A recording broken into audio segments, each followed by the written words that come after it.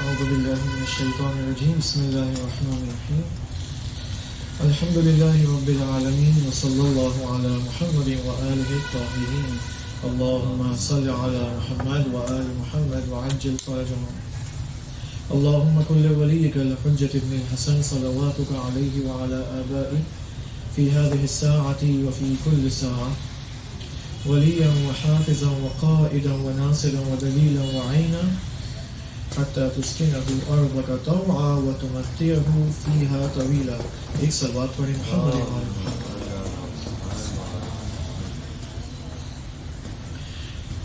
ہم اپنا سلام اور درود بیچتے ہیں امام زمانہ کی خدمت میں، حضرت معصومہ کھم کی خدمت میں، اور اسی طرح امام علی ابن موسیٰ رضا کی خدمت میں، اور اسی طرح حضرت اسرافیل کی خدمت میں اپنا سلام بیچتے ہیں، اور ان تمام ہستیوں سے اجازت چاہتے ہیں کہ اس سیشن میں وارد ہو سکیں. بات ہو رہی ہے قیامت کے حوالے سے، اور قیامت کے بارے میں ہم نے کل پہلا سیشن کیا تھا اور کافی مطالب قیامت کی امپورٹنس کے حوالے سے ہم نے ذکر کیے، جس میں سے ایک مطلب خوف کا مطلب تھا کہ قیامت کے بارے میں انبیاء ائمہ ہدی علیہ السلام اور اسی طرح اولیاء خدا کے دلوں میں قیامت کی نسبت کس قدر خوف پایا جاتا ہے. اس کے بعد قیامت کے مختلف نام ذکر کیے، اور یہ بات ہوئی کہ قیامت کے حوالے سے مرحوم فیض کاشانی رحمۃ اللہ علیہ نے اپنی کتاب محجۃ البیضاء میں 100 سے زیادہ نام قیامت کے ذکر کیے ہیں.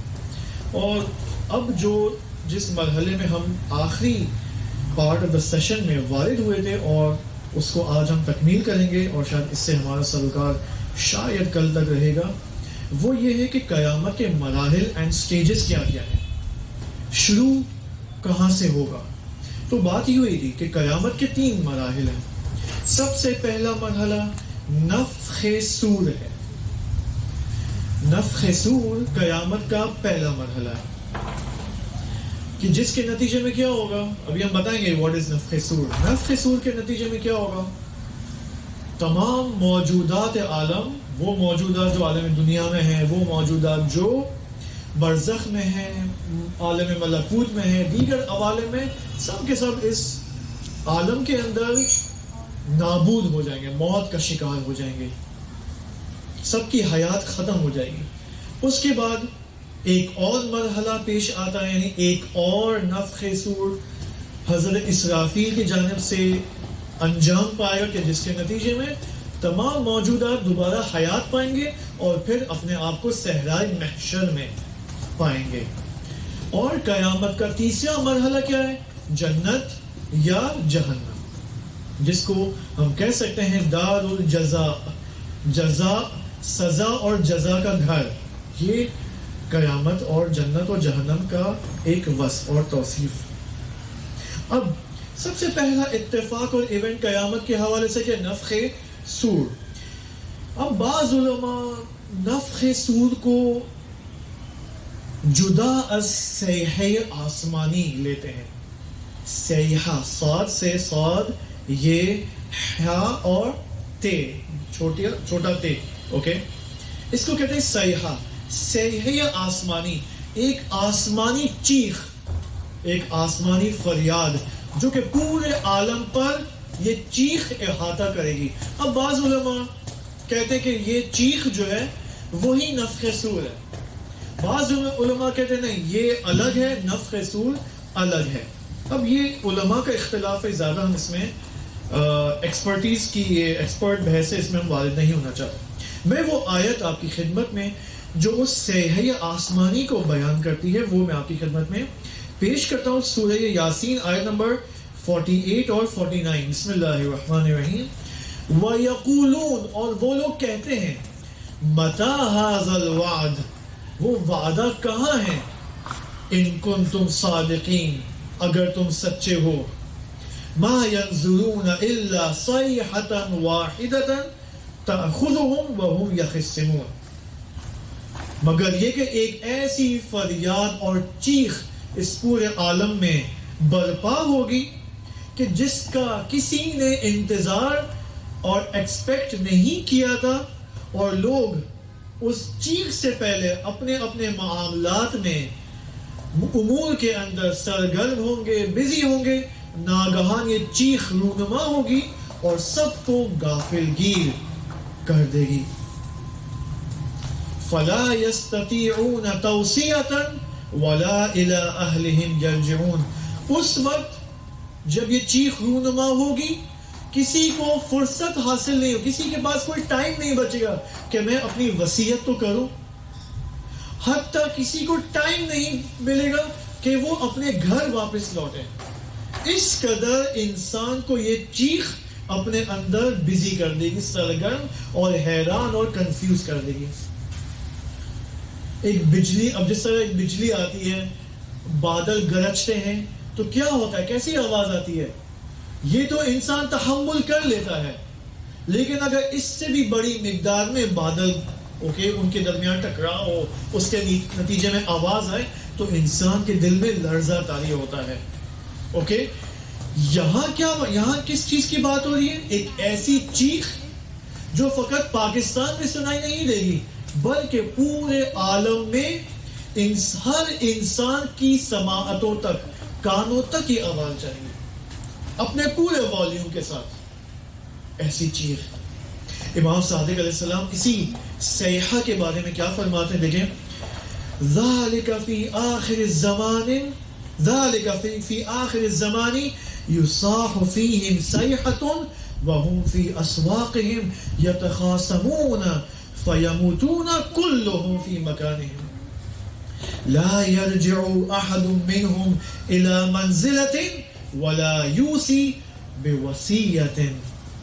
آخر الزمان میں ایک ایسا وقت آئے گا کہ اچانک ایک ایسی فریاد نکلے گی اس عالم کے اندر، چیخ بلند والیوم کے ساتھ سب کو سنائی دے گی، اس حال میں کہ لوگ بازار میں، مارکیٹس میں مشغول ہوں گے، بائنگ اینڈ سیلنگ میں مشغول ہوں گے، اور ایک دوسرے کے ساتھ جدل میں ہوں گے، جدال میں ہوں گے. بائنگ اینڈ سیلنگ میں پتہ ہے نا، ہم سب کی عادت ہے بارگیننگ کرتے ہیں، نہیں ڈسکاؤنٹ دو ہمیں، یہ موبائل آپ بہت زیادہ قیمت میں بیچ رہے ہو، 20% کا ڈسکاؤنٹ دو. یہ سب وہ کہے گا نہیں یہ آخری قیمت ہے، ہم نے تو اسی قیمت میں خریدا تھا، ٹھیک ہے، تو ہمارے لیے کوئی پروفٹ نہیں بچے گا. تو یہ اس قسم میں مشغول ہوں گے.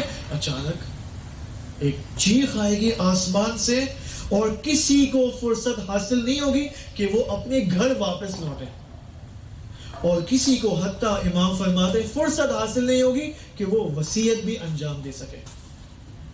اب یہاں پر اور بھی زیادہ روایتیں نبی اکرم صلی اللہ علیہ وآلہ وسلم کی جانب سے.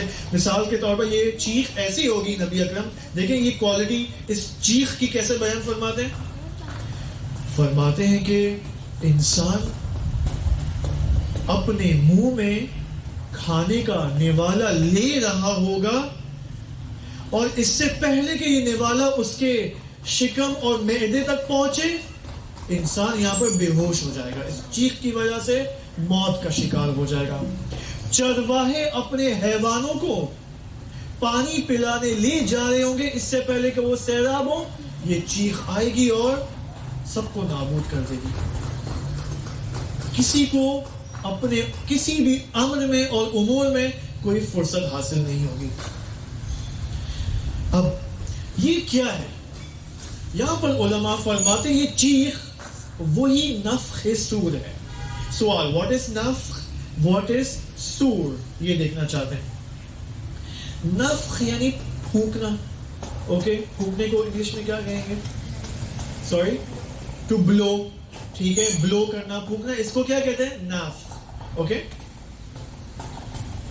جس طرح قرآن مجید میں آیا وَنَفَخْتُ فِيهِ مِن رُوحِي، خدا فرماتا ہے کہ میں نے اپنی روح میں سے، انسان کے وجود میں سے پھونکا. میں نے اپنی روح میں سے، یعنی ہمارے اندر کس کی روح ہے؟ خدا کی روح ہے. اب یہ ہو گیا نفخ کا معنی. سور کیا ہے؟ سور انگلش میں کہتے ہیں ٹرمپٹ، جس کو فارسی میں کہتے ہیں شیپور. یہ کب انسان، السلام علیکم، ٹرمپٹ کو استعمال کرتا ہے، شیپور کو استعمال کرتا ہے، اس میں پھونکتا ہے، کب ہوتا ہے؟ نارملی جنگوں میں یہ استعمال ہوتا ہے کہ جنگوں میں مثال کے طور پر کہ اعلان کرنا کہ تمام سپاہی حرکت کریں، تو یہاں پر ٹرمپٹ کو استعمال کیا جاتا ہے، سب کے سب لوگ جائیں اپنی جگہ پر، یہاں پر ٹرمپٹ استعمال کیا جاتا ہے. یا مثال کے طور پر کوئی بڑی نیوز دینی ہے جنگ کے اندر، تو یہاں پر شیپور کو اور ٹرمپٹ کو استعمال کیا جاتا ہے. حتیٰ کاروانوں میں بھی پرانے زمانے میں شاید یہ استعمال ہوا کرتا ہے. اب یہ جو نفخ صور ہے، قرآن کی آیات سے یہ استفادہ ہوتا ہے کہ حضرت اسرافیل علیہ السلام 2 مرتبہ نفخ صور کا عمل انجام دیں گے. اوکے، بس 2 نفخ ہو گئے، ایک نفخ صور اول اور 2 نفخ صور دوم. جو سب سے پہلا نفخ صور ہے اس کو کہتے ہیں موت کا نفخ صور، یعنی جس نفخ صور سے تمام موجودات موت کا شکار ہو جائیں گے، سب کے سب مر جائیں گے، انسان، حیوان، حتیٰ فرشتے، حتیٰ برزخی موجودات، سب کے سب ہلاک ہو جائیں گے. جس کو کیا کہتے ہیں نفخہ مرگ، the نفخہ of death, the blow of death. Okay, خداوند متعال سورہ زمر میں یہاں پر فرماتا ہے کہ دوسرا نفخہ کیا ہے؟ جب دوسرا نفخ اس کو حضرت اسرافیل بجا لیں گے، اس کو کہتے ہیں نفخ حیات. نفخ حیات یعنی جس سے تمام انسان اور موجودات دوبارہ زندہ ہو جائیں گے. سورہ زمر کی آیت نمبر میں آپ کو حوالے دے دوں، آیت نمبر 68. بسم اللہ الرحمن الرحیم. نفخ فی الصور فصعق من فی السماوات ومن فی الارض الا من شاء اللہ. نفخ صور ہوگا جس کے نتیجے میں تمام موجودات جو آسمانوں میں ہیں، سماوات یعنی سما کی جمع سماوات، آسمانوں میں جتنے موجودات ہیں، ومن فی الارض زمین پر جتنے موجودات ہیں، سب کے سب ہلاک ہو جائیں گے. الا من شاء اللہ، مگر السلام علیکم، مگر وہ موجودات کہ جس کو خدا چاہے گا وہ فقط زندہ رہیں گے. کیا نتیجہ نکالیں گے؟ کہ نفخ صور اول کے بعد تمام موجودات ہلاک ہو جائیں گے سوائے ان موجودات کے جسے خدا چاہے وہ زندہ رہیں گے. اس کا مطلب اگر انسانوں میں دیکھیں تو کچھ انسان ایسے ہیں دنیا میں جو نفخ صور کے بعد زندہ رہیں گے. اب ہمیں یہی دیکھنا ہے بعد میں کہ وہ کون لوگ ہیں. کیا ہم ان لوگوں میں سے شامل ہو سکتے ہیں جو زندہ رہ جائیں؟ ٹھیک ہے، الا من شاء اللہ. اس کے بعد ثم کا لفظ آیا. ثم عربک زبان میں مہلت کو پہنچاتا ہے. مہلت یعنی after some time.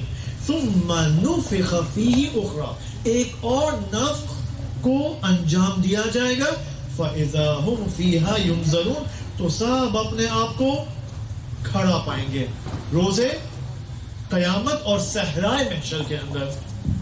تو دیکھیں اس آیت کے اندر، السلام علیکم، نفخ صور کے اندر نفخ صور کے 2 مرحلے یہاں پر بیان ہوئے. اور اس آیت کے اندر ایک اور چیز بیان ہوئی، وہ کیا کہ اچانک ہوگا.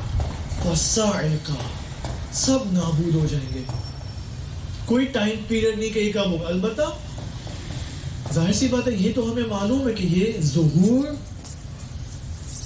رجعت کے بعد ہوگا. لیکن یہاں ایک بہت بڑا لیکن ہے. وہ کیا ہے؟ میں نے کل آپ کی خدمت میں کیا بات فرمائی تھی، کہی تھی علامہ طباطبائی رحمت اللہ علیہ کی جانب سے، وہ یہ کہ ظہور، رجعت اور قیامت توحید کے آشکار ہونے کے 3 سٹیجز اور مراحل ہیں. اوکے، بعض تعبیرات کے مطابق جو علماء فرماتے ہیں کہ قیامت کے بھی 3 مراحل ہیں.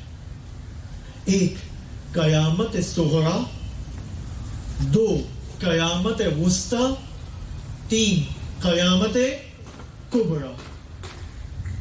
قیامت صغری یعنی ظہور امام زمانہ علیہ السلام. ظہور امام علیہ السلام بھی قیامت ہے، لیکن قیامت صغری کیونکہ امام زمانہ کا ایک لقب اور نام ہم کیا کہتے ہیں؟ القائم. قائم قیامت سے ہے، قیام کرنے والا. لہٰذا علماء فرماتے ہیں قیامت صغری یعنی ظہور، قیامت وسطی یعنی رجعت، اور قیامت کبریٰ یعنی خود روز قیامت اور یوم حشر. لہذا وہی خصوصیت جو قیامت کبریٰ کی ہے وہی خصوصیت قیامت صغریٰ کے اندر بھی پائی جاتی ہے. وہ کون سی خصوصیت ہے؟ کہ قیامت اچانک برپا ہوگی، اچانک، کوئی نیوز نہیں آئے گی کمنگ سون، ایسا کچھ بھی نہیں ہے، کمنگ اپ نہیں ہے یہاں پر، اچانک. لہذا ظہور امام زمانہ اچانک ہوگا، ممکن ہے اگلے منٹ میں ہو جائے، میں نہیں معلوم. اور امام زمانہ کی ندا آئے یا لسارات الحسین. خوب سوال، اگر ابھی کیا ٹائم ہوا ہے؟ 11:24 11:25 امام کا ظہور ہو جائے اور ندا آ جائے کہ کم آن ایوری ون کم آن، کتنے لوگ ہم میں سے حاضر ہوں گے کہ امام کی ندا کو لبیک کہیں؟ او نہیں امام، میری تو ابھی شادی ہونے والی 2 دن بعد، مجھے تو آفر لیٹر آیا ہے ابھی جاب سے، اوکے مجھے تو کل اشرا پڑھنے جانا ہے مجلس کے لیے، اوکے 1 لاکھ روپے کا اشرا، اوکے تو میری بزنس میٹنگ ہے، میرے اتنے خواب ہیں، ڈریمز ہیں جو مجھے، اوکے سپنے ہیں میرے انڈین ڈراموں کے بغیر، میرے سپنے ہیں، ٹھیک ہے، جو مجھے پورا کرنے ہیں. تو ٹھیک ہے، یہاں پر ہمیں اپنے آپ کو ٹیسٹ کرنا ضروری ہے کہ قیامت کے 3 مرحلے اور تینوں مرحلے اچانک ہوں گے. اب حضرت اسرافیل، ہم ان کا بھی ذکر کرتا چلیں. وہ کیا ہے؟ حضرت اسرافیل کون ہے؟ اگر آپ کو یاد ہو کہ ملائکہ کی ہم نے 4 کیٹیگریز بیان کی تھی، کسی کو یاد ہے؟ ملائکہ کی 4 کیٹیگریز ہیں. میں ان کیٹیگریز میں دوبارہ نہیں جاؤں گا. اس میں سے ایک کیٹیگری یہ ہے کہ وہ فرشتے اور وہ ملک کہ جس کا کام تمام ملائکہ کو حیات دینا ہے، تمام موجودات کو حیات دینا ہے، اس کا نام ہے حضرت اسرافیل علیہ السلام. کیونکہ روایات کے اندر آپ دیکھیں، البتہ تعبیر آئی ہے کہ روایات میں حضرت اسرافیل اور حتیٰ بعض دیگر ملائکہ ملائکہ مقربین الی اللہ ہے، اوکے یعنی بہت اسپیشل ملائکہ ہیں، خاص ملائکہ ہیں. ان کو ہمیں عظمت سے یاد کرنا چاہیے جس طرح وہ ہمیں یاد کرتے ہیں. میں نے کہا نا حضرت اسرائیل، روایات میں حضرت اسرائیل علیہ السلام کے ساتھ ہمارا تعلق 1 وے نہیں ہے، 2 طرفہ رابطہ ہے. روایات میں ہے کہ جب انسان نماز کے لیے کھڑا ہوتا ہے، 5 وقت کی نماز کے لیے کھڑا ہوتا ہے، تو حضرت اسرائیل علیہ السلام اس کو نگاہ کرتے ہیں، اسے دیکھتے ہیں کہ یہ نماز ٹائم پہ پڑھ رہا ہے، سستی کر رہا ہے، کیسے پڑھ رہا ہے. بعض اوقات تھوڑی میں ہارفک بات بتاتا ہوں میں، اوکے بتاؤں یا نہیں بتاؤں؟ وہ بات یہ ہے کہ بعض اوقات انسان کو اپنے میں ڈر رہا ہوں بتانے سے کیونکہ مجھے خود خوف آ رہا ہے. وہ یہ کہ بعض اوقات انسان کو مہینے میں 1 دفعہ، 2 مہینے میں یا سال میں 1 دفعہ اس کے وجود میں لرزہ طاری ہوتا ہے نہیں ہوتا ہے، اچانک ٹرمبل کرتا ہے، وہ 1 سیکنڈ کے لیے، 2 سیکنڈ کے لیے. علماء فرماتے ہیں حضرت اسرائیل وہاں سے گزرے، اوکے حضرت اسرائیل کا رفت و آمد وہاں پر ہوا ہے، ٹھیک ہے. تو آپ دیکھیں حضرت اسرائیل علیہ السلام جو کہ خود فرماتے کہ میں تمہارے لیے تمہارے ماں باپ سے بھی زیادہ مہربان تر ہوں. یہ بھی پہلو ہے حضرت اسرائیل کا. حضرت اسرائیل کا فقط ڈراؤنی پہلو تو نہیں ہے، ٹھیک ہے. تو یہاں پر ہمیں حضرت اسرائیل سے دوستی کرنی ہوگی، ان سے فرینڈشپ کرنی چاہیے، ان کے ساتھ سلام علیکم، ان کے اوپر درود اور صلوات بھیجنا چاہیے، ٹھیک ہے. کہ آپ کی خدمت میں وہ صلوات میں نے انشاءاللہ یہاں پر میں نے قرأت کی تھی 2 یا 3 مرتبہ. اب حضرت یہاں ایک سوال ہے کہ ٹھیک ہے، نفخ صور اول سے کیا ہوگا؟ حضرت اسرافیل نفخ صور کو انجام دیں گے، تمام موجودات نابود ہو جائیں گے. سوال کیا موجودات کی ہلاکت کی ذمہ داری حضرت اسرائیل کی نہیں تھی؟ ہاں اوکے، انہوں نے چیٹنگ کی ہے، انہوں نے میری کتاب پڑھی آج. وہ کیا ہے؟ حضرت اسرائیل علیہ السلام قبض روح کے معمور ہے، فقط قبض روح کے معمور ہے. وہ بھی فقط ظاہراً جو سمجھ میں آتا ہے وہ بھی فقط انسانوں کی روح کو قبض کرنے کے لیے آتے ہیں، لیکن باقی تمام موجودات کو نابود کرنا، ان کو موت دینا، جس میں سے انسان بھی ہیں، حیوان بھی ہیں، فرشتے بھی ہیں، اور ان عوالم میں جتنے بھی برزخی موجودات ہیں، ملکوتی موجودات ہیں، ان تمام کو نابود کرنا، حتیٰ حضرت اسرائیل سے بھی حیات لے لینا، یہ اسرافیل کا کام ہے. حتیٰ حضرت اسرائیل سے بھی حیات لے لینا، یہ اسرافیل علیہ السلام کا کام ہے. بس حضرت اسرافیل حضرت اسرائیل سے بھی بہت ہی باعظمت مخلوق ہے. حتیٰ جبرائیل علیہ السلام سے بھی حیات لے لینا اسرافیل کا کام ہے.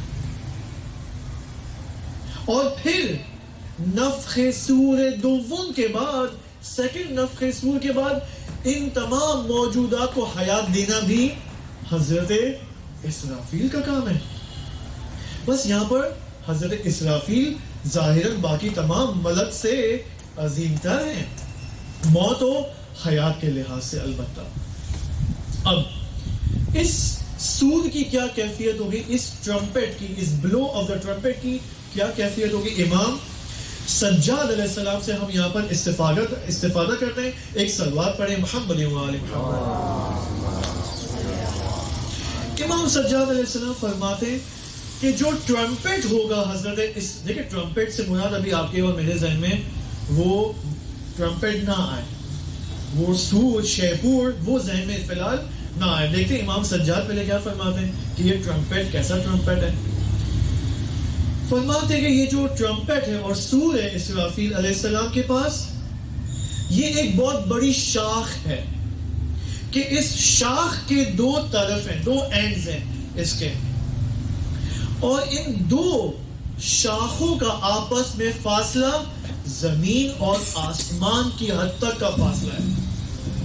اوکے، یعنی ایک شاخ زمین تک ہے، دوسری شاخ آسمان تک ہے. اوکے، بس یہ وہ خصوصیت ہے جو امام سجاد علیہ السلام بیان فرما رہے ہیں. یہاں پر بھی ایک کرسی خالی ہے، اگر کسی کو چاہیے یہاں ایک کرسی خالی ہے. اوکے، بس یعنی یہ ایک ایسا سور ہے کہ جس کا احاطہ تمام زمین اور آسمان تک ہے. اوکے، ایک ایسا ٹرمپٹ ہے. ایک اور حدیث میں نبی کریم صلی اللہ علیہ وآلہ وسلم فرماتے ہیں کہ السور قرد من نور فیہ انقاب علی عدد ارواح علی عدد ارواح العباد. یہاں پر ایکسپرٹ علماء بحث کریں تو بہتر ہے. اوکے، فرماتے کہ سور اور ٹرمپٹ وہ شاخ ہے کہ جو نور سے بنا ہوا ہے. اوکے، جو نوری ہے، اور اس کے اندر متعدد سوراخ ہیں. کتنے سوراخ ہیں؟ تمام ارواح، بندگان کی ارواح کی حد تک سوراخ موجود ہیں. اب یہ کیا ہے، اس کی تفاصیر کے لیے ہمیں آیت اللہ بہجت رحمۃ اللہ علیہ اور ان کے شاگردوں کی طرف رجوع کرنا پڑے گا کہ یہ کیا تفسیر کرتے ہیں ان احادیث کی. اوکے، یہ ایک ٹاپک کے کیفیت اس سور کی شکل کے. اب ایک اور ٹاپک یہاں پر یہ کہ نفخ سور ہو گیا، سب موجودات ہلاک ہو گئے. نفخ سور دوم ہو گیا، سب حیات پا گئے. ان دونوں نفخ سور کے درمیان کوئی فاصلہ ہے بھی یا نہیں؟ علماء فرماتے ہیں اس آیت سے کہ وَنُفِخَ فِي الصُّورِ، پہلی دیکھیں پہلا نفخ وَنُفِخَ فِي الصُّورِ فَصَعِقَ مَنْ فِي السَّمَاوَاتِ وَمَنْ فِي الْأَرْضِ إِلَّا مَنْ شَاءَ. پھر ثم کی تعبیر آتی ہے. میں نے کہا ثم کیا ہے؟ ثم ایک ٹائم پیریڈ کو پہنچاتا ہے. ثم نفخ فیہ اخرى، اب ثم کے بعد دوسرا نفخ سور ہے. علماء فرماتے ہیں کہ اس ثم سے استفادہ ہوتا ہے کہ علامہ مجلسی رحمۃ اللہ علیہ بہار میں یہ روایت دیکھا کہ انما بین النفختین 40 سنہ، ان دو نفخ کے درمیان 40 سال کا فاصلہ ہے. اب وہ 40 سال نہیں ہے جو دنیا کے 40 سال ہے, یہ 40 سال وہ 40 سال ہے جو قیامت سے پہلے کے. ٹھیک ہے, اب یہ کیا کیفیت ہے یہ پھر کبھی اس کو دیکھیں گے. اوکے, اس کے بعد جو ٹاپک ہم نفخ صور کے بارے میں بیان کرنا چاہتے ہیں اس کا اب ڈائریکٹ تعلق اب ہم سے بنتا ہے, جس میں تربیتی نکات فراوان موجود ہیں.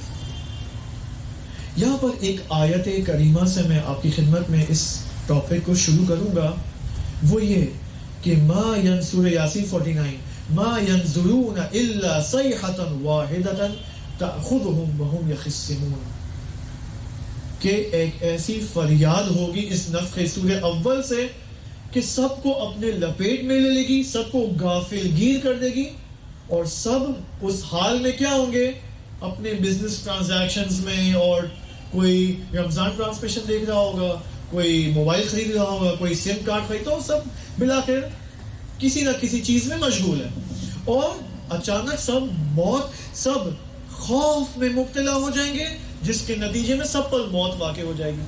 اوکے, اب سوال, ٹاپک, اس نفخ صور کے آثار اینڈ آفٹر ایفیکٹس کیا ہیں, یہ دیکھنے کی ضرورت ہے.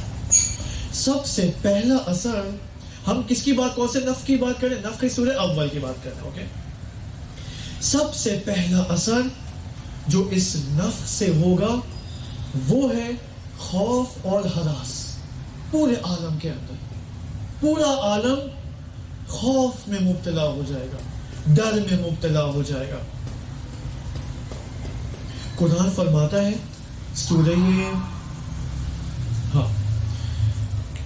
وَيَوْمَ يُنفخ فِي الصُّورِ فَفَزِعَ مَنْ فِي السَّمَاوَاتِ وَمَنْ فِي الْأَرْضِ إِلَّا مَنْ شَاءَ اللَّهُ.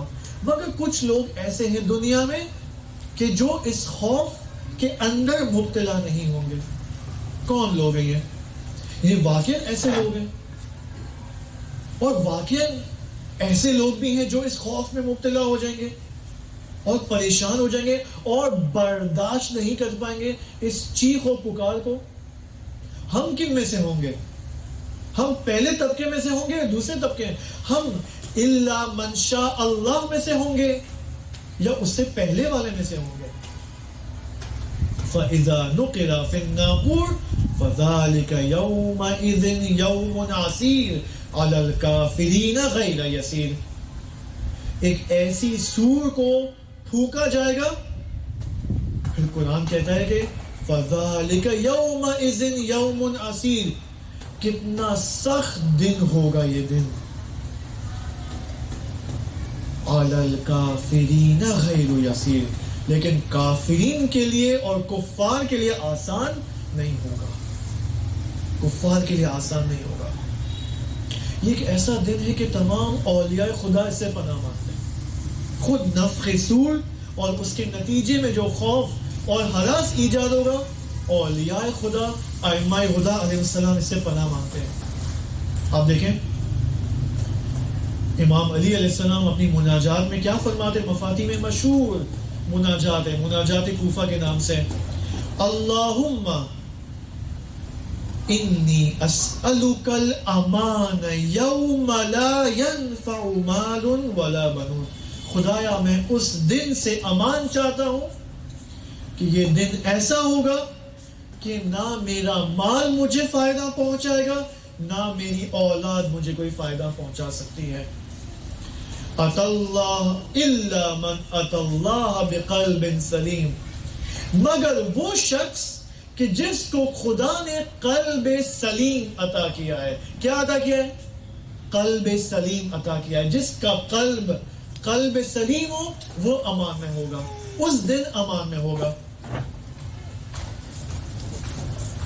وَأَسْأَلُكَ الْأَمَانَ يَوْمَ يَعُضُّ الظَّالِمُ عَلَى يَدَيْهِ يَقُولُ يَا لَيْتَنِي اتَّخَذْتُ مَعَ الرَّسُولِ سَبِيلًا. یہ وہ دن ہوگا کہ کفار اور دشمنان خدا اس دن سے پناہ مانگیں گے, ظالمین پناہ مانگیں گے, اور یہ اے کاش کریں گے کہ کاش ہم نے رسول کو اپنا دوست بنایا ہوتا. اے کاش ہم نے رسول کی اطاعت کی ہوتی. اب یہ جب امام علی علیہ السلام مناجات کی ان عبادت کو بیان فرماتے ہیں کہ خدایا میں اس دن سے امان مانگتا ہوں. اوکے, خوف کے مقابلے میں کیا ہے؟ امان اور امنیت. اوکے, بس ہمیں امنیت کا طالب ہونا چاہیے اس دن. اس کے بعد امام علیہ السلام امیر المؤمنین اس فراز اور فقرے میں وارد ہوتے ہیں.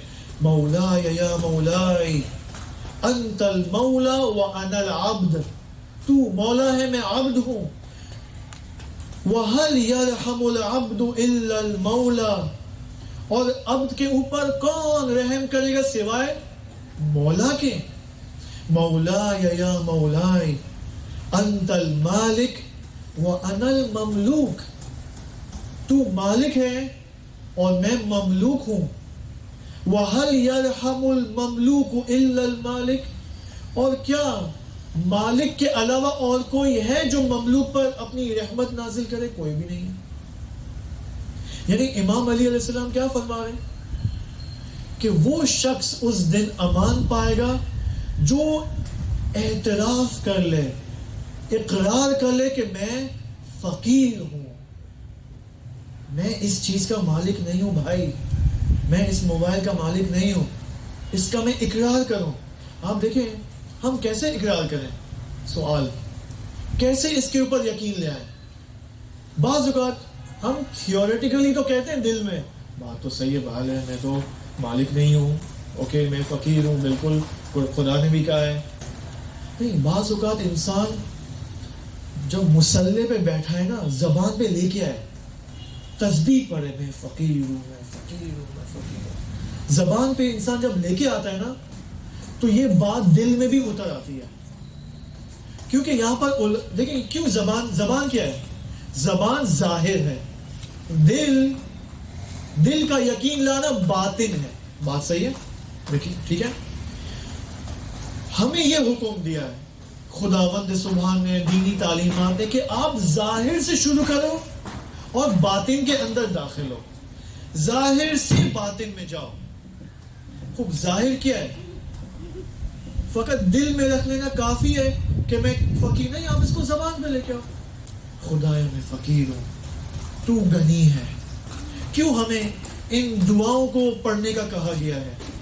تاکہ ہم زبان پر اس دعا کو لے کر آئیں, تاکہ یہ دعا میرے اس کے جو الفاظ اور معانی ہیں میرے دل میں اتر آئے اور میرے وجود کا حصہ بن جائے. میرا جب میں مسلسل کہوں گا مولا یا مولاي, تو مالک ہے, میں مملوک ہوں, تو غنی ہے, میں فقیر ہوں, جب میں مسلسل روزانہ کہوں گا تو یہ بات, اس کے معانی میرے وجود کا حصہ بن جائیں گے. جب میرے وجود کا حصہ بن جائیں گے تو میرا رویہ, میرا رفتار, میرا دوسروں سے ملنا جلنا, ان سب میں فرق آ جائے گا, ان سب میں فرق آ جائے گا.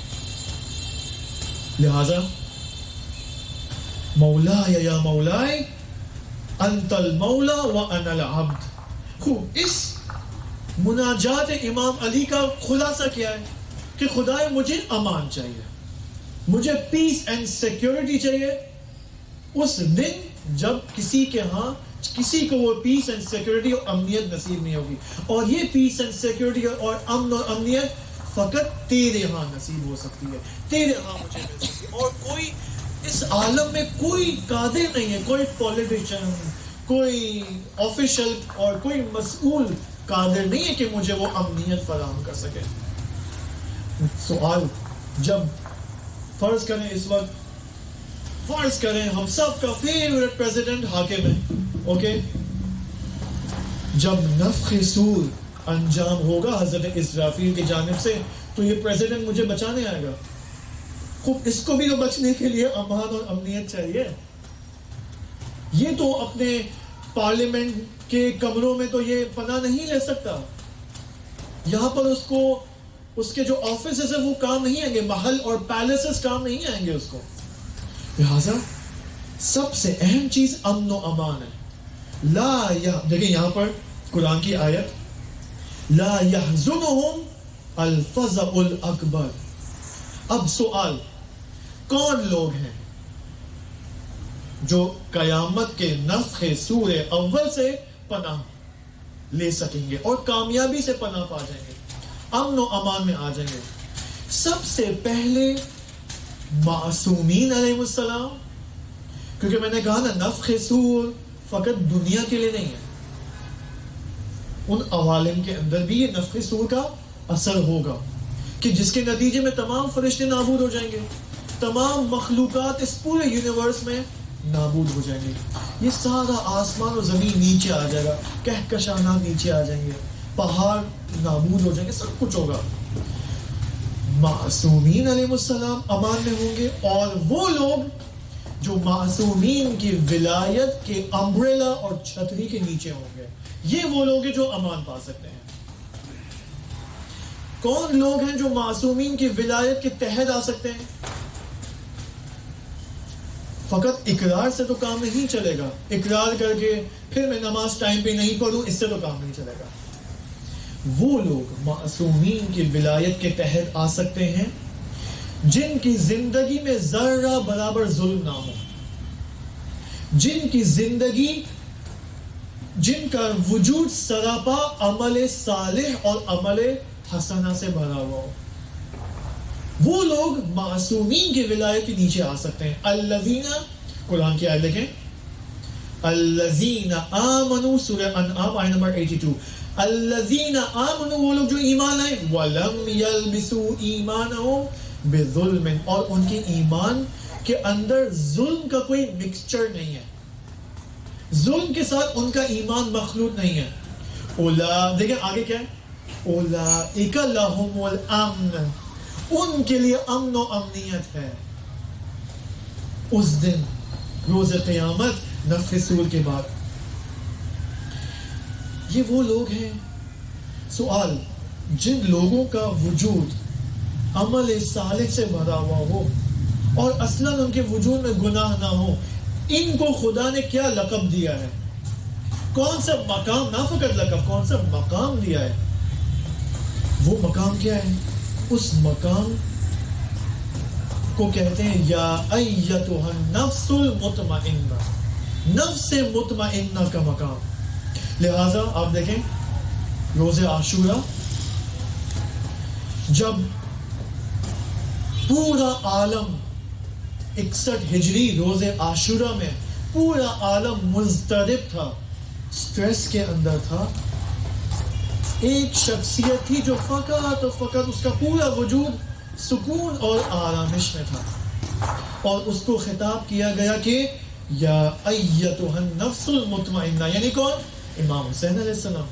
لہذا امام کا ایک زیارت نامہ ہے جو ہم نیمہ ماہ رجب کی جو 15 تاریخ ہے اس میں یہ زیارت امام حسین پڑھی جاتی ہے. اس میں دیکھیں کیا عبارت آئی ہے کہ یا ابا عبداللہ, اشہد, میں گواہی دیتا ہوں, لقد اقشعرت لدمائکم اذلہ العرش ما اذلت الخلائق وبغتتم السماء والارض وسکان الجنان والبر والبحر. اے ابا عبداللہ, اے امام حسین, میں گواہی دیتا ہوں کہ وہ خون پاک جو آپ کا گرایا گیا, اس کی وجہ سے عرش الہی لرزے میں آ گیا, ارکان خلائق سماوات والارض لرزے اور لرزش میں آ گئے, اور تمام آسمان و زمین اور ساکنان بہشت میں رہنے والی مخلوقات سب کے سب زمین اور آسمان کے اندر انہوں نے آپ کے لیے گریا کیا, آنسو بہائے آپ کے لیے. یہ میں گواہی دیتا ہوں. اب اس کا مطلب ہے اس دن پورا عالم اضطراب کے اندر تھا, سماوات, ملکوت سماوات اور ملک ارض اضطراب اور سٹریس میں. اس سب سٹریس کے باوجود امام کو خطاب آتا ہے کہ یا ایتھا النفس المطمئنہ. لہٰذا آپ دیکھیں امام کے سکون کی حالت میں آپ کو بتاؤں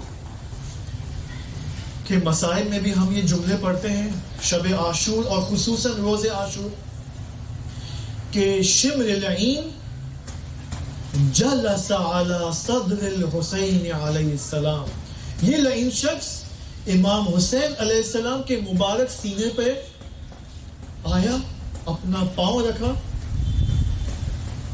اور اس نے جب امام کو دیکھا اور امام نے جب اسے دیکھا تو امام مسکرا رہے ہیں.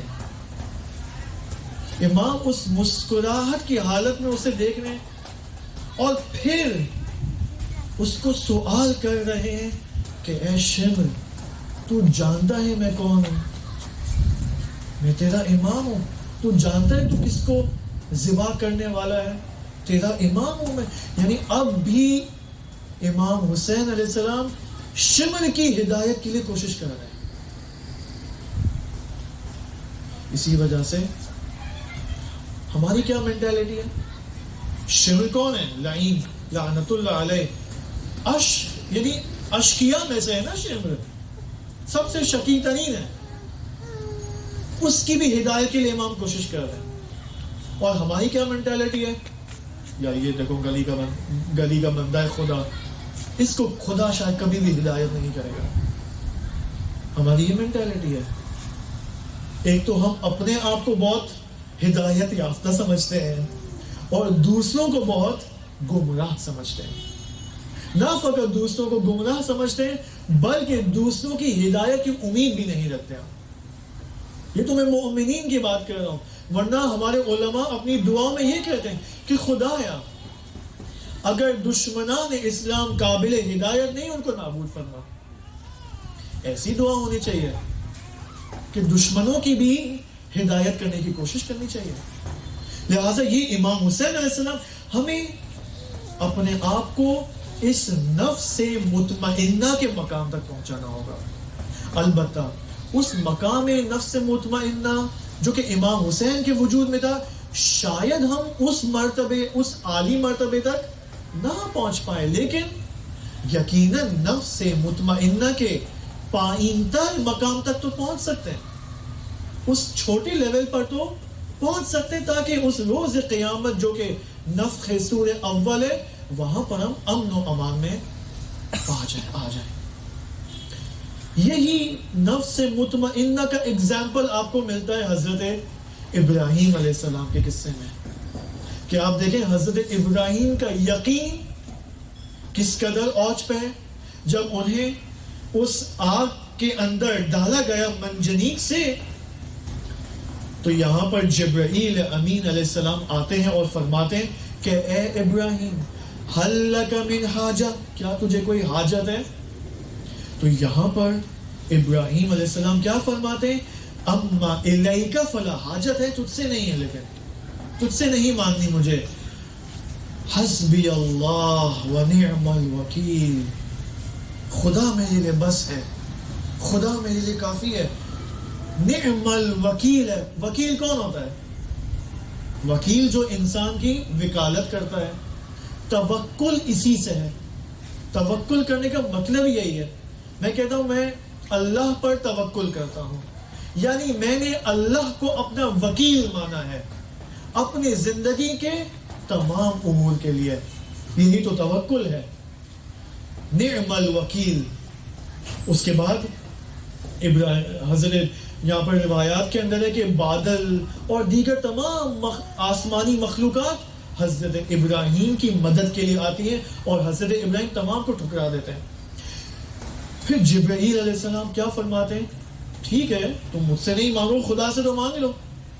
تم نے کہا نا فل اما الیک فلا, ٹھیک ہے حسبی اللہ, اب خدا سے مانگو. یہاں پر دیکھیں ابراہیم کا کیا جواب ہے؟ حسبی من سؤلی علمہ بحالی, یہی کہ خدا میرے حال سے باخبر ہے میرے لیے یہی کافی ہے.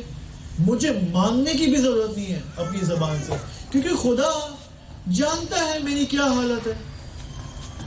حسبی من سؤلی, لہذا لا حول ولا قوت الا باللہ کا امپلیمنٹیشن یہاں پر ہوتا ہے. کیا مطلب لا حول؟ لا حول یعنی لا حائل, میرے اور خدا کے درمیان کوئی حائل نہیں ہے. اس کو کہتے ہیں لا حول. میرے اور خدا کے درمیان کوئی حائل نہیں ہے. بس اگر یہ مطلب ہے تو مجھے کس چیز کی ٹینشن ہے لائف میں؟ لائف میں کسی چیز کی ٹینشن یہاں پر نہیں ہونی چاہیے. لہذا بس پہلا کیٹیگری اور پہلی کیٹیگری آف انسان اور لوگ جو نفخ سور، حضرت اسرافیل آئیں گے نفخ سور کریں گے. اب نفخ سور ممکن ہے ایسے نہ ہو، اوکے، جو ہم نے فلموں میں دیکھا ہے یا ڈاکیومنٹریز میں دیکھا ہے. ممکن ہے اس کی شکل و صورت بالکل کوئی اور ہو. بالآخر اس کا اثر کیا ہوگا؟ خوف اور ہراس. اس سے نجات پانے کا کیا، اس کا کیا طریقہ کار ہوگا اس سے بچنے کے لیے؟ امن و امان. امنیت کیسے حاصل ہوگی؟ اپنا پرسپیکٹیو بدلنے سے. اپنا پرسپیکٹیو کیسے بدلیں گے؟ اپنا پرسپیکٹیو کیسے بدلیں گے؟ یعنی میں اپنے آپ کو نہ دیکھوں اور خدا کو دیکھوں. اس کا جواب اور کوئی نہیں، حضرت یوسف علیہ السلام کے ساتھ. حضرت یوسف علیہ السلام کا ایک خوبصورت واقعہ ہے جو محدث قمی رحمۃ اللہ علیہ نے ایک کتاب جو میں مسلسل اس کو تکرار کروں، اس کا نام ہے بحار الانوار، علامہ مجلسی کی 110 جلدی کتاب. ایک اور کتاب ہے جس کا نام ہے سفینۃ البحار. سفینۃ البحار مرحوم محدث قمی رحمۃ اللہ علیہ کی کتاب ہے کہ جو روایات علامہ مجلسی نے بہار میں نقل نہیں کی ہیں یا بہار کے اندر کچھ نقائص تھے، اس کو تکمیل کرنے کے لیے مرحوم محدث قمی نے سفینۃ البحار نامی کتاب لکھی، اور یہ بھی متعدد جلدوں پر مشتمل ہے. اس میں ایک روایت حضرت یوسف کی زندگی سے لے کے آتے ہیں کہ جب حضرت یوسف علیہ السلام کے ساتھ وہ تمام واقعات مکمل ہو گئے، سب کچھ ہو گیا، اور حضرت یوسف کی فیملی کنعان سے واپس وہاں آتی ہے، مصر میں آتی ہے، سکونت اختیار کرتی ہے. تو ایک دن حضرت یعقوب علیہ السلام حضرت یوسف سے ایک سوال پوچھتے ہیں. وہ سوال کیا ہے کہ اے یوسف، یہ بتاؤ ایگزیکٹلی تمہارے ساتھ ہوا کیا تھا؟ کیا کیا واقعات تمہارے ساتھ پیش آئے تھے؟ یہ سب مجھے بتاؤ. تمہارے بھائیوں نے تمہارے ساتھ کیا کیا؟ اس کے بعد تمہیں خریدا گیا، ٹھیک ہے، عزیز مصر کی جانب سے، اور اس کے بعد تمہیں 7 سال پھر 7 سال زندان میں گزارنا پڑا وہاں پر. اوکے، زلیخا نے تمہیں سزا دی. یہ سب کچھ میں نے ڈیٹیل میں بتاؤ کہ تمہارے ساتھ ہوا کیا. اب یہاں پر حضرت یوسف کا آپ دیکھیں کیا کمال کا جواب ہے، اور اس سے پتا چلتا ہے کہ ہمارا کیا پرسپیکٹیو ہونا چاہیے زندگی کے مختلف واقعات کے اندر جو ہمارے ساتھ مالی مشکلات پیش آتی ہیں، بیماری ہے، کئی سب مشکلات آتی ہیں.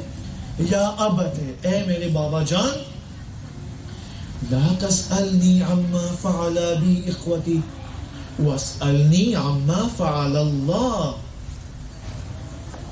اے میرے بابا، آپ مجھ سے یہ مت پوچھو کہ میرے بھائیوں نے میرے ساتھ کیا کیا، آپ مجھ سے یہ پوچھو کہ خدا نے میرے ساتھ کیا کیا ہے. فرق ہے دونوں پرسپیکٹیوز کے اندر.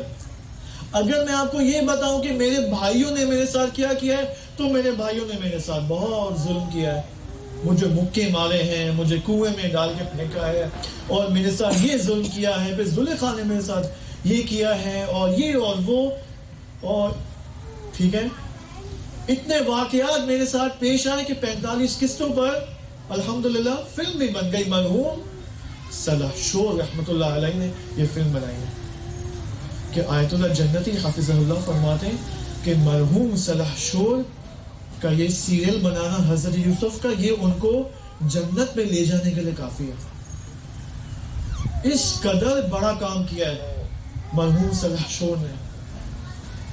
مرحوم سلحشور وہ شخصیت ہیں جنہوں نے حضرت ایوب علیہ السلام کی بھی فلم بنائی، اور خود اس میں حضرت ایوب بنتے ہیں، خود وہ کیریکٹر پلے کرتے ہیں مرحوم سلحشور.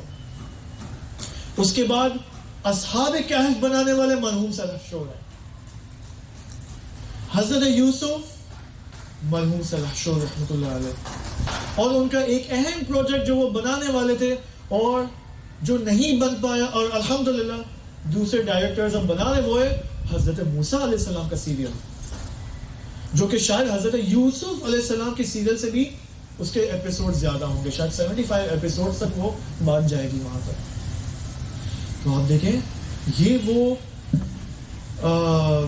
افراد ہیں اس زمانے میں کہ دین کے پیغام کو آج کے زندہ ہنر کے ذریعے پہنچا رہے ہیں. لیکن انفارچونیٹلی پاکستانی حضرات پھر ڈبنگ میں مشغول ہو جاتے ہیں, پھر سب ٹائٹلنگ میں مشغول ہو جاتے ہیں, اور خود ہمت نہیں کرتے کہ ہم بھی ایسی کوئی فلم اور سیریل بنائیں کہ ایرانی بھی ڈبنگ کریں اس کی. ہم تو ایسی فلم بنانے کی کوئی ہمت نہیں کرتے, ٹھیک ہے, کیونکہ ارادہ کمزور ہے, سوچ میں ارادہ سستی کے اندر ہے, اور یہ ایک مفصل مصائب کا ایک پورا ٹاپک بن سکتا ہے کہ ہم کیا کیا نہیں کر رہے اور ہمیں کرنا چاہیے. یا ابت لا تسألنی عما فعل بی اخوتی, اے میرے بابا وہ مت پوچھو کہ میرے بھائیوں نے میرے ساتھ کیا کیا, یہ پوچھو کہ خدا نے میرے ساتھ کیا کیا. کیونکہ دیکھیں جو میرے بھائیوں نے میرے ساتھ کیا ہے اس میں نیگیٹیوٹی بہت ہے, اس میں منفی ڈائمنشن بہت ہیں, لیکن اس میں مادی نگاہ ہے. لیکن جو خدا نے میرے ساتھ کیا ہے اس میں مثبت ڈائمنشنز بہت زیادہ ہیں. وہ فقط کمال ہی کمال ہے. جو کچھ بھی خدا میرے ساتھ کر رہا ہے میری لائف میں وہ فقط مجھے کمال تک پہنچانے کے لیے ہے. اگر خدا میرے کسی کلوز ریلیٹیو کو اس کی روح قبض کر لیتا ہے, میرا باپ دنیا سے چلا جاتا ہے, تو یہ میرے اپنے کمال کے لیے ہے. اگر میرا کوئی ریلیٹیو دنیا سے چلا, فار ایگزامپل میرا موبائل چوری ہو جاتا ہے, یہ میرے اپنے کمال کے لیے ہے. ٹھیک ہے, اس میں مجھے اپنا خیال رکھنا چاہیے تھا, ٹائم پہ پلاننگز کرنی چاہیے تھی, اوکے, موبائل جیب میں نہیں ہونا چاہیے تھا, یا مجھے 2 موبائل, یہ سب اپنی جگہ محفوظ ہے, میں اس کی بات نہیں کر رہا ہوں. لیکن یہ جو میرے ساتھ حادثہ پیش آیا ہے یہ بے حساب و کتاب نہیں ہے, یہ مجھے کمال کی اگلی منزل تک پہنچانے کے لیے. اگر میں کووڈ میں مبتلا ہو گیا ہوں 2 سال تک ہاسپٹل اور سب کچھ, یہ مجھے کمال تک پہنچانے کے لیے. تو اگر ہم اپنے زندگی کو اس نگاہ سے دیکھیں, اس یوسفی نگاہ سے دیکھیں, تو ہم دیکھیں زندگی کتنی خوبصورت بن جائے گی. پیسے نہیں ہیں پھر بھی زندگی خوبصورت ہے, بیماری ہے پھر بھی زندگی خوبصورت ہے.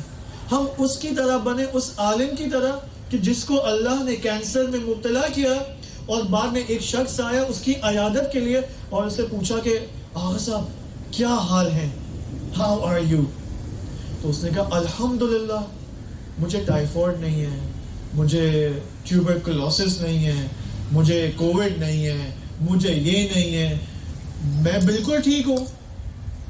یعنی اس نے یہ ذکر نہیں کیا ٹھیک ہوں میں, اوکے کینسر کے آخری سٹیج میں ہوں, دعا کرو میرے لیے, okay please help me, okay, یہ نہیں. اس نے کہا نہیں الحمدللہ خدا نے مجھے اس میں بھی مبتلا نہیں کیا, اس میں بھی مبتلا نہیں کیا, اس میں بھی یعنی باقی ڈائمنشن میں بالکل الحمدللہ الحمدللہ رب العالمین. یہ نگاہ ہونی چاہیے. یہ وہ نگاہ جو حضرت یوسف علیہ السلام ہمیں دینا چاہ رہے ہیں. انشاءاللہ ہم کل کے سیشن سے مزید نفخ سور دوم کو دیکھنا چاہیں گے. البتہ نفخ سور اول کے کیا اثرات ہیں, پہلا اثر کیا تھا, خوف اور ہراس اس پورے عالم کے اندر, اوکے, اور دوسرے کیا اثرات ہیں وہ بھی دیکھنا چاہیں گے. کون اس خوف و ہراس سے مثال کے طور پر بچ سکتا ہے اس کو بھی دیکھنا چاہیں گے. مثال کے طور پر کافی چیزیں ہیں یہاں پر, کافی طریقہ کار ہیں کہ ہم اس کو اگر اپنا لیں اپنی زندگی میں تو نفخ سور کے خوف سے ہم امن و امان میں انشاءاللہ وارد ہو سکتے ہیں. خداوند سبحان سے دعا ہے کہ خدایا ہم سب کی عاقبت بخیر فرما, ہم سب کے گناہان صغیرہ و کبیرہ کو معاف فرما. خدایا ہماری درخواست ہے خدا سے کہ خدایا حضرت اسرافیل کو ہمارا سلام پہنچا, حضرت اسرائیل کی خدمت میں ہمارا سلام پہنچا اور امام زمانہ علیہ السلام کی خدمت میں ہمارا سلام پہنچائے خداوند سبحان، اور امام زمانہ کی نظر کرم ہم پر ہو جائے، تاکہ کیونکہ ایک نظر سے ہماری زندگی بدل سکتی ہے، امام زمانہ کی ایک نظر سے ہماری زندگی بدل سکتی ہے۔ تو خدا سے دعا ہے کہ خدا امام زمان کی ایک نظر ہم پر پڑ جائے، تاکہ وہ مثبت تبدیلیاں جو ہماری زندگی میں آنی چاہیے اور جن کی نسبت ہم سستی سے کام لے رہے ہیں، خدایا وہ تبدیلیاں انشاءاللہ واقع ہو جائیں۔ آخر میں تمام مرحومین جو کہ حاضرین کے مرحومین ہیں، آن لائن حضرات کے مرحومین ہیں، ان سب کے لیے ایک سورہ فاتحہ مع الصلوات بر محمد و آل محمد۔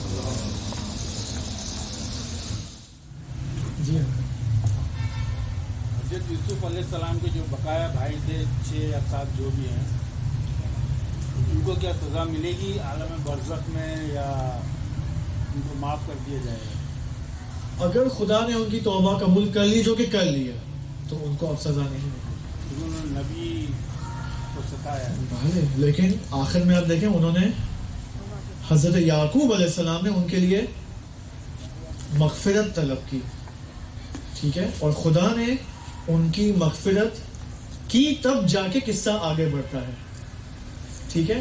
ہاں البتہ ان میں اس قصے میں یہ بھی موجود ہے کہ ان میں سے بعض بھائی دوبارہ انحراف کا شکار ہو جاتے ہیں، جیسے یہودا ہے اور شاید شمعون ہے، وہ سب انحراف کا جو شکار ہو گئے، وہ تو پھر ان کے انحراف کا قصہ آج تک ہم بھگت رہے ہیں اوکے، تو وہ تو قابل معاف نہیں ہے بلا، لیکن وہ جو واقعا صادق تھے، خالص تھے اپنی توبہ میں، قطعاً، کیونکہ نبی نے ان کو معاف کر دیا نا، خود حضرت یوسف نے بھی ان کو معاف کیا، تو یہاں پر کوئی